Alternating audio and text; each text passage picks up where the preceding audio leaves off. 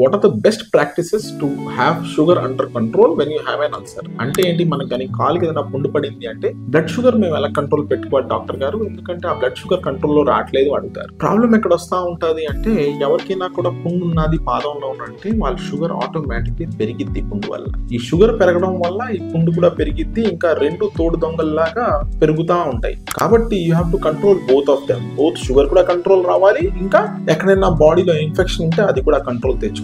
ఈ infection control తెచ్చుకునే బాధ్యత డాక్టర్స్ ఇంకా మంది కూడా.